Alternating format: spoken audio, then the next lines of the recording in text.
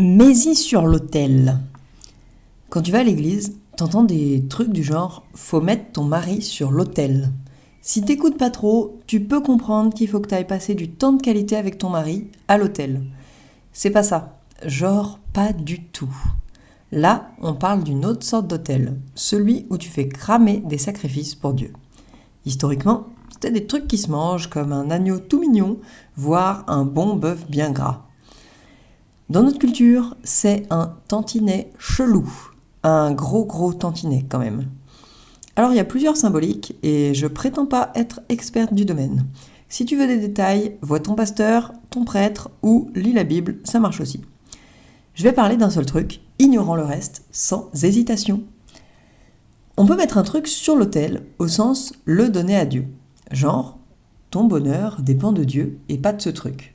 Ce truc, ça peut être ton mari, ta femme, ton job, ta voiture, tes gamins, ta maison trop cool au bord du lac, ta tartiflette, ta nouvelle paire de chaussettes, ton hamster, etc. Tu vois l'idée. Donc normalement, si t'es chrétien, tu ne devrais avoir aucun domaine de ta vie avec un petit panneau devant indiquant « Très cher Dieu de l'univers, merci de ne pas t'approcher de ce détail de ma vie, j'y tiens beaucoup et j'ai bien peur que tu fasses des bêtises avec. » Si t'es pas chrétien, t'es tranquille là-dessus. Par contre, t'as pas la paix et la joie, ni l'envoyage de pâté ultime en marchant dans le chemin tout prévu pour toi. Il y a donc le pour et le contre. Moi, j'ai pas de mari, donc je suis tranquille, je peux le mettre sur l'autel. Sauf que, bon, quand même, je voudrais bien être en couple et avoir des gosses. Alors, c'est pas un appel, tu te calmes tout de suite. J'approche tranquillement des 39 ans, ceux qui risquent fort d'être suivis par les 40.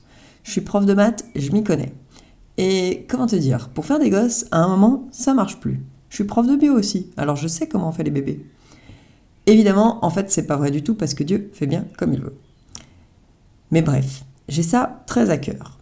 De temps en temps, je regarde les gamins des autres avec des petits yeux de chien battu, genre « moi j'en ai pas, c'est trop nul ». Et puis, le 9 décembre 2023, jour de mon baptême, je me balade en forêt pour parler à Jésus et je kiffe. Je trouve que c'est tellement précieux ce qu'on a tous les deux. Cette relation d'intimité qui s'installe, de pouvoir tout lui confier, de pouvoir sentir son amour et ses encouragements, de pouvoir faire un stock d'amour et de joie à ses côtés. C'est un tel privilège, j'ai pas les mots. Le kiff intégral en mieux. Alors, je me dis que si j'étais en couple avec des gosses, j'aurais peut-être moins de temps à passer avec Jésus. Et l'idée me plaît moyen. Pour la première fois, je ne dis pas à Dieu « je veux un mari et des gosses », mais plutôt « tu sais ce qu'il y a sur mon cœur, on va pas se le cacher. J'aimerais beaucoup avoir une famille. Mais je ne veux pas que notre relation en souffre. C'est toi qui sais ce qui est mieux. Moi, je sais que ce que ça a prévu, c'est génial, gamin ou pas. Alors, tu fais comme tu veux. » Juste après, j'ai une pensée qui me fait « tu auras une famille. » Ah bon ? Je sais pas trop si c'est mon cerveau qui se répond tout seul ou si c'est Jésus, mais je garde ça en tête. Je me pose aussi la question du sens de famille, parce que ça peut être à prendre au pied de la lettre ou pas.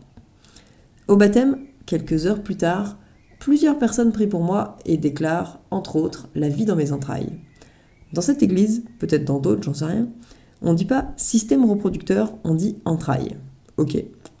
4 jours plus tard, je continue ma lecture de la Bible et je tombe sur le psaume 127. Des fils, voilà le patrimoine que donne l'Éternel. Et puis le lendemain, forcément, psaume 128, tous les jours de ta vie, tu verras les enfants de tes enfants. Ces versets me sautent un peu dans l'œil, comme s'ils avaient été mis là, juste pour moi, pour ce jour-là. Bon, ça commence à faire une suite de coïncidences, cette histoire. Mais surtout, je réalise en début 2024 que je n'ai plus ce poids de vouloir être en couple, de vouloir des gosses. Ouais, ce serait cool un jour. Mais je suis libérée du poids de l'attente.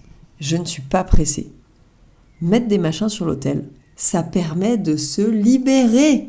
Oh, la découverte ultime. Faut que j'aille faire breveter tout ça. Je suis certainement la première à comprendre ce truc. C'est pas comme si on me l'avait expliqué à l'église.